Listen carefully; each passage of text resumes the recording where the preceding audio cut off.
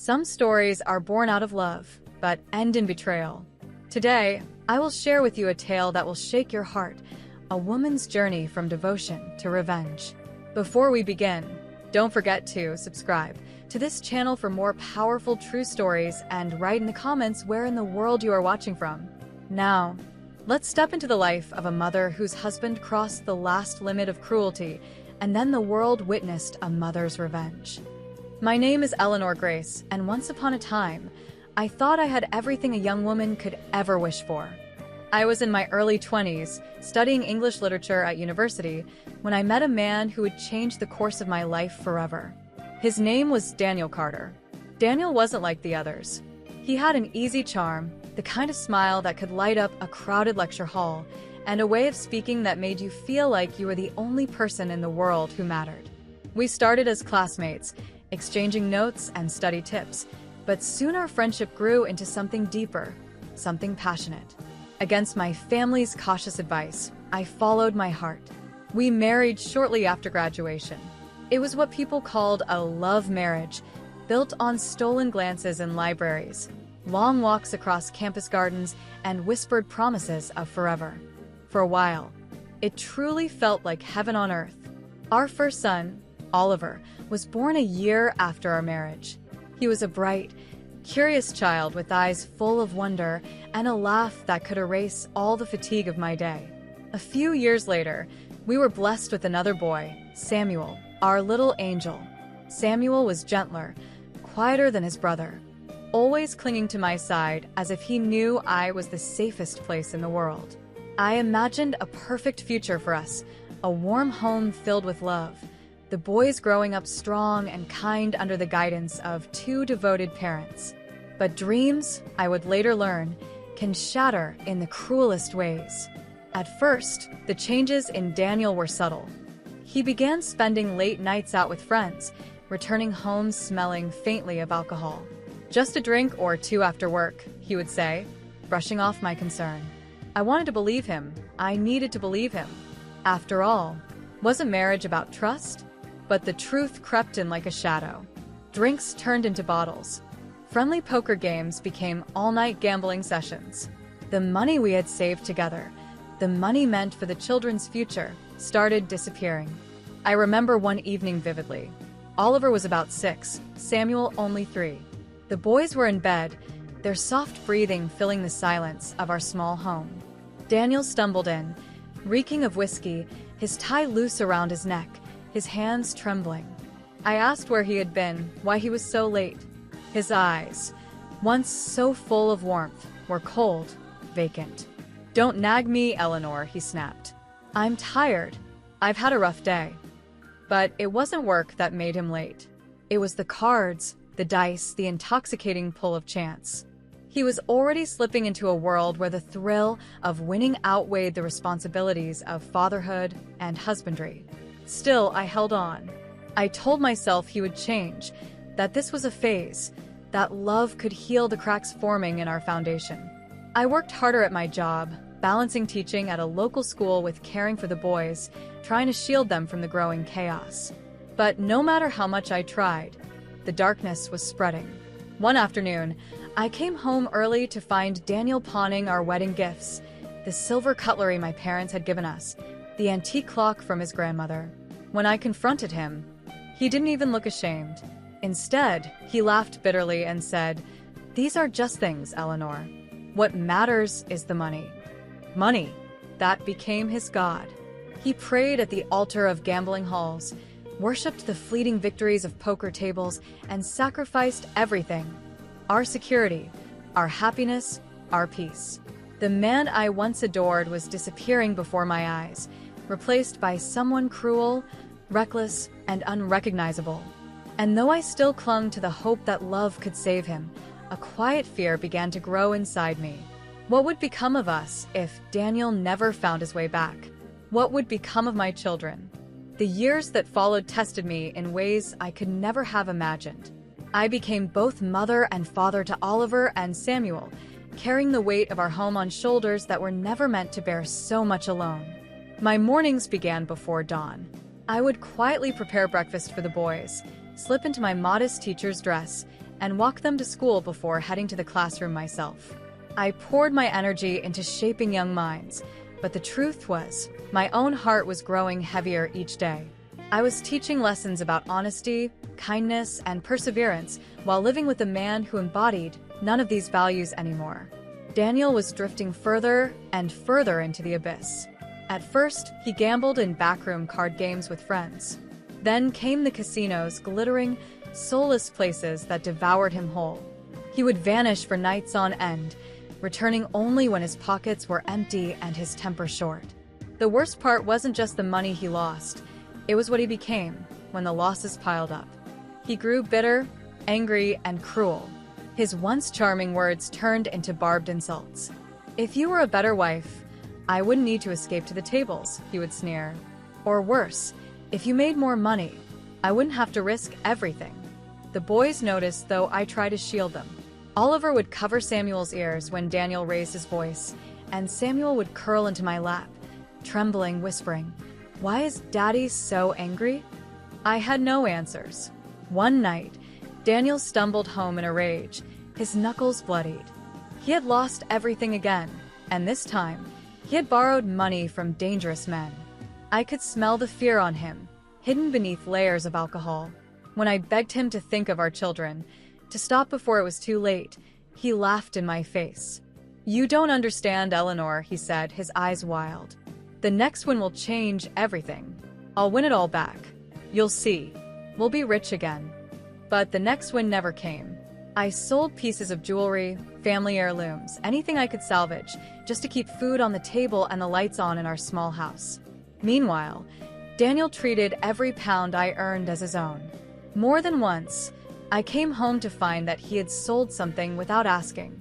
The television, the boys' bicycles, even the curtains from the living room window. Nothing was sacred. Nothing was safe. One morning, I woke up to discover my wedding ring missing from my nightstand. I didn't need to ask where it had gone. It was like living with a thief, but this thief was the father of my children, the man I had once loved more than my own life.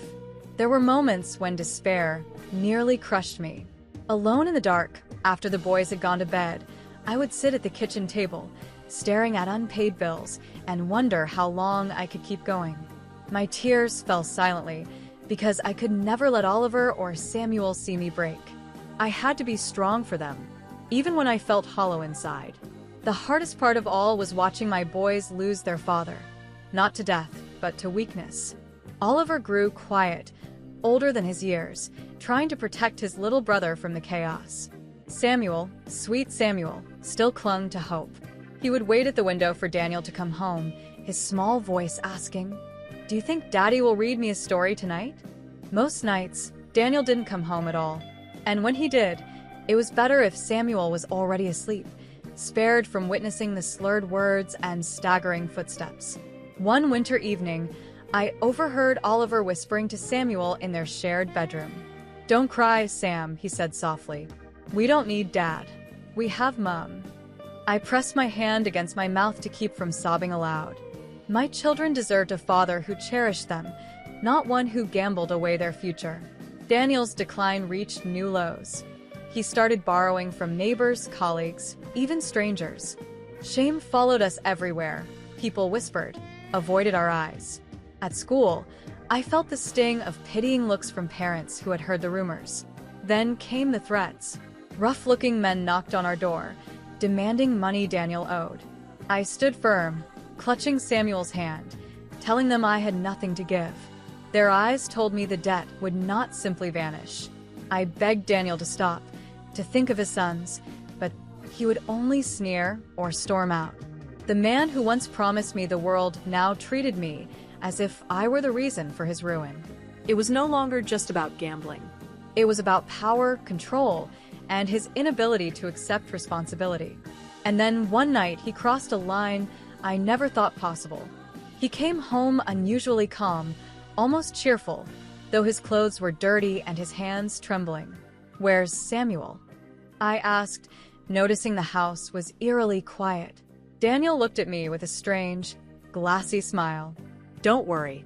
He's in good hands, very good hands, and we'll have enough money to pay everything off now." My heart stopped. My blood turned to ice. "What have you done, Daniel?" I demanded, my voice shaking. He didn't answer directly. Instead, he sat down, pulled a crumpled wad of cash from his pocket, and tossed it on the table. See? "We'll be fine now. All our problems solved." I stared at the money, ball rising in my throat. It wasn't just money. It was Samuel's price. I knew in that moment, with terrifying clarity, that Daniel had sold our son. I cannot describe the sound that left my throat when I realized what Daniel had done. It was not a scream, nor a sob. It was something raw, something torn from the depths of a mother's soul. "Where is he?" I shouted, clutching Daniel by the collar. My hands shook with fury, my vision blurred by tears. "Where is Samuel? What have you done to my baby?" Daniel pushed me back with surprising calmness, his drunken composure steadying as though he had already made peace with his betrayal. "He's with people who'll take care of him," he muttered. "Circus folk. They like kids. He'll be fine. And we'll have money again, Eleanor. You'll thank me one day." Thank him? For selling my child like livestock? I collapsed to my knees, my hands trembling over the dirty banknotes on the table. That money smelled of betrayal, of the innocence ripped away from my son. Every fiber of my being screamed that I had failed, not as a wife, but as a mother. But then, beneath the storm of grief, something else ignited inside me. A flame. Cold, sharp, unyielding. This was not the end. This was the beginning of something far darker. I didn't sleep that night. I couldn't. I wrapped Oliver in my arms, holding him as he cried for his little brother. "Mom," he whispered between sobs, "you'll bring Samuel back, won't you?" I pressed my lips to his hair, tasting the salt of his tears. "Yes, darling. I will. No matter what it takes." The next morning, I began my search. I visited the pubs and gambling dens where Daniel wasted his life, demanding answers. At first, people shrugged, unwilling to get involved. But desperation has its own power. My eyes, wild, tear-stained, unblinking, forced confessions from lips that feared silence more than truth. Finally, a name surfaced. A traveling circus had passed through the outskirts of town that very evening. Word spread that Daniel had met with the manager, a man known for buying children under the guise of giving them work. My blood boiled, but I forced myself to stay calm. If I let rage consume me now, I would lose Samuel forever. The circus camp was a nightmare of flickering lanterns, roaring animals, and men with faces hardened by cruelty. Laughter echoed in the distance, but it was not joyful. It was hollow, mocking, the laughter of people who thrived on misery. I searched every tent, every shadow, my heart hammering with terror. And then I saw him, Samuel. He was sitting on a crate near a wagon, his small hands clutching his knees, his eyes wide with fear. A painted clown loomed nearby, muttering something about training him for the tricks. "Samuel." I cried, rushing forward. The boy's head snapped up, his eyes filling with tears. "Mum," before I could reach him, the clown stepped in my path. "Oi, lady, that's our boy now. Paid fair and square. Off you go." The audacity of his words made my vision blur red. "He is my son," I hissed, shoving past him. I grabbed Samuel into my arms, holding him so tightly I thought I might never let go again. But rough hands yanked me back.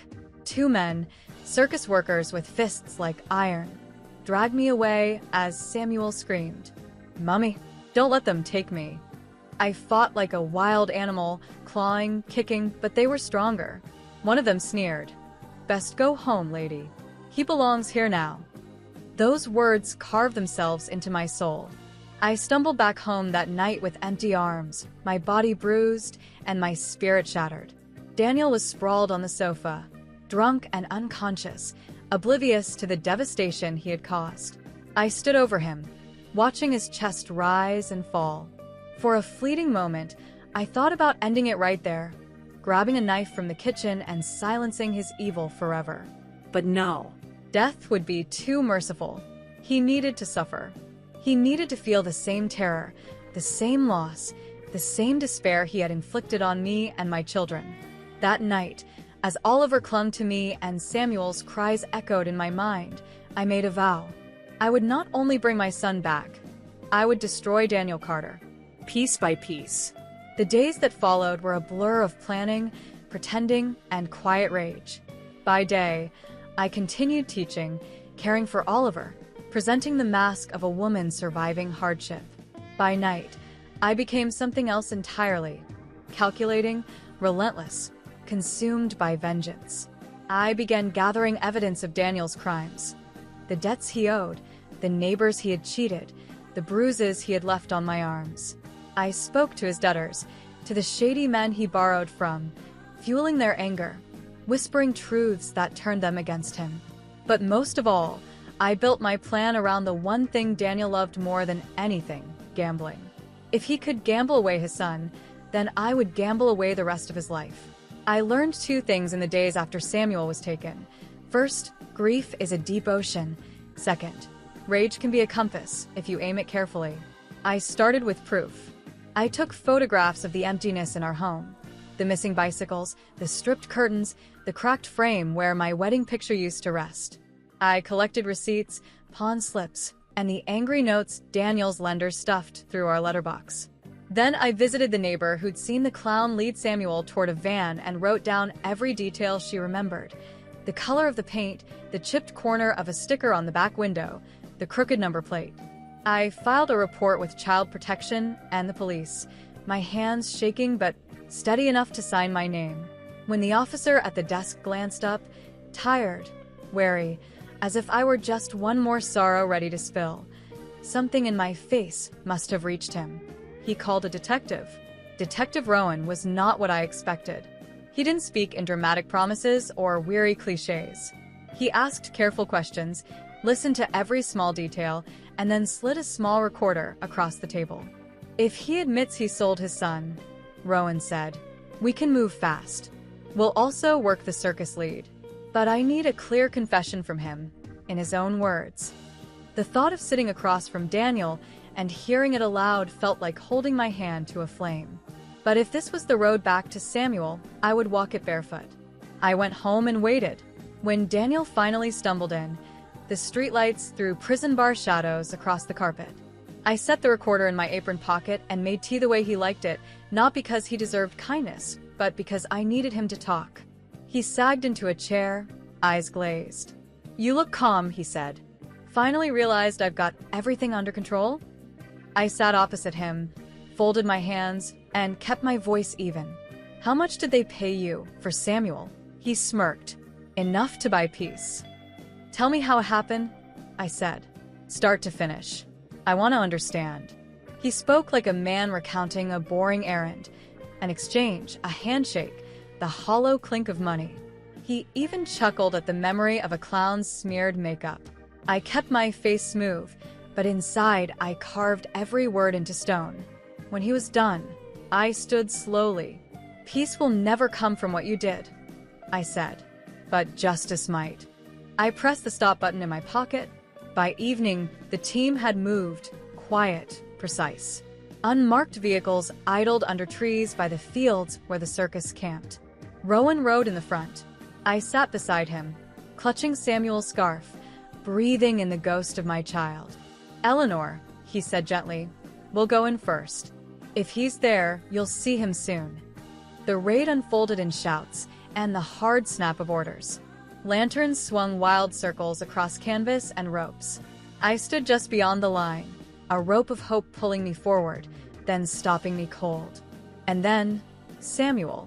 He came stumbling from a wagon in the arms of a young officer, his eyes huge, his cheeks dirty and wet. When he saw me, he made a sound that wasn't a word so much as a homecoming. I ran. He collided with me, all bones and heat, clinging with the strength of the frightened. I've got you, I whispered into his hair. I've got you, I've got you. He shook against me for a long time. Oliver would not leave my side either, his hand gripping the back of my coat, as if some invisible wind might snatch us apart again. We took them to a clinic where gentle nurses checked bruises and listened to heartbeats. Rowan took my statement again, and this time tears ran down both our faces, mine from relief, his from seeing a rare win in a job that served grief by the bucket. The circus manager was arrested. Others too. The clown who had stepped between me and my son stared at the floor as they cuffed him, and for the first time, I felt nothing toward him. No rage, no pity. Only the quiet knowledge that the world would be safer when doors closed behind them. There remained one door left to close. I knew Daniel would run the instant he sensed the walls narrowing. He had always fled from consequence, so I gave him somewhere to run to. I rang him the next afternoon. "There's a card game tonight," I said, my voice small, rehearsed. "High buy-in, big purse. A chance to make it right. I'll bring the last cash we have. If you win, you can pay your debts. If you lose, I'm done." Silence, then the soft gasp of greed. "Where?" I sent him to the club where he used to swagger through smoke and lies. What he didn't know, the club had already been flagged for illicit games. Rowan's team needed the right night, the right faces. I gave them both. The room looked like a velvet-lined mouth swallowing men whole. Daniel arrived with his old swagger sewn back on, a suit borrowed or stolen, some ghost of charm sitting crookedly on his shoulders. I chose a corner table and placed the envelope where he could see it bulge. "You came through," he murmured, eyes on the cash. "I came to watch," I replied. He played like a man riding fumes of luck. The first hand he won, and he threw me a grin sharp enough to cut. The second he lost, and I watched the crack open. By the third, he was snarling at the dealer, at the other men, at me. When I stood to leave, he slammed his palm down, the old rage rushing in. "You'll not walk away from me," he spat. I turned so he could see the certainty in my face. I already did. Rowan stepped forward with two officers. The manager recognized the detective and tried for the door. Someone else flipped a table. Cards flew, chips scattered. A storm of cheap salvation. Daniel lunged, but he was slower than the night. The cuffs clicked brief, almost polite.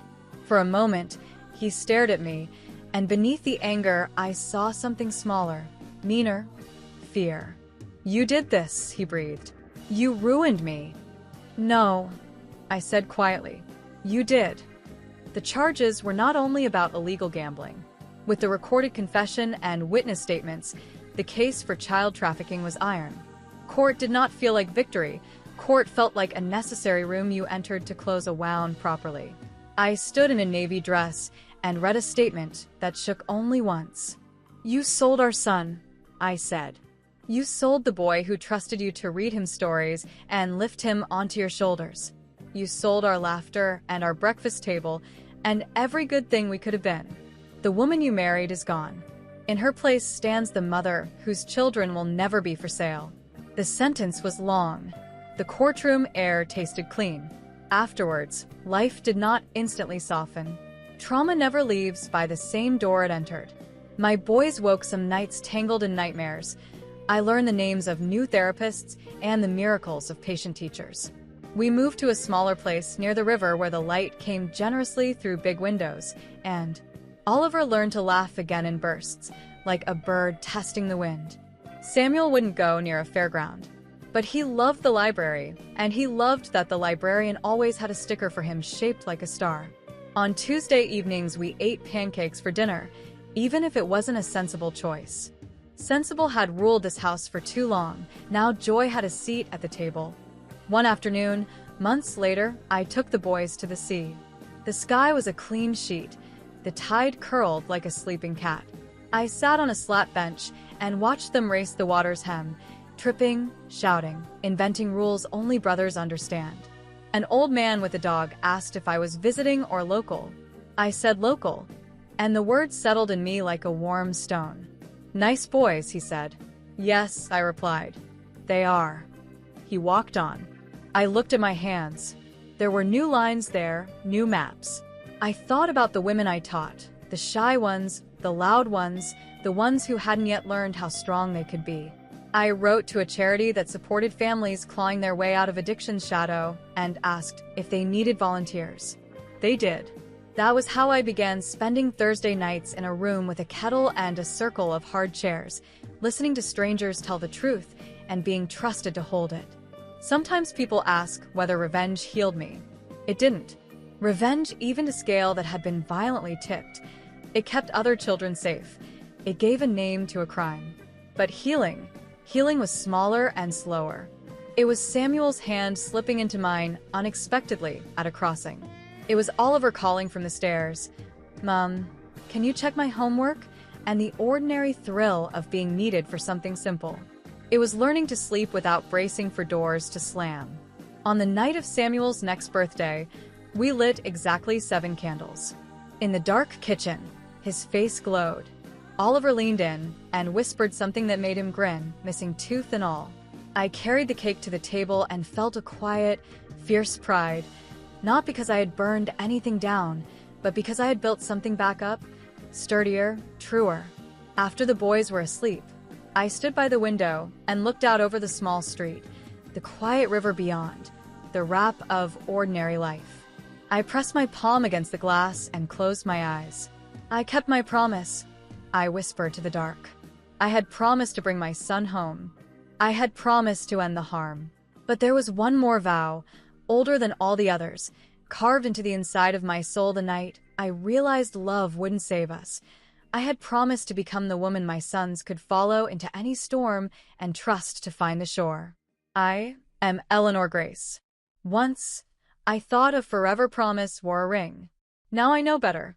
A forever promise wears a mother's name.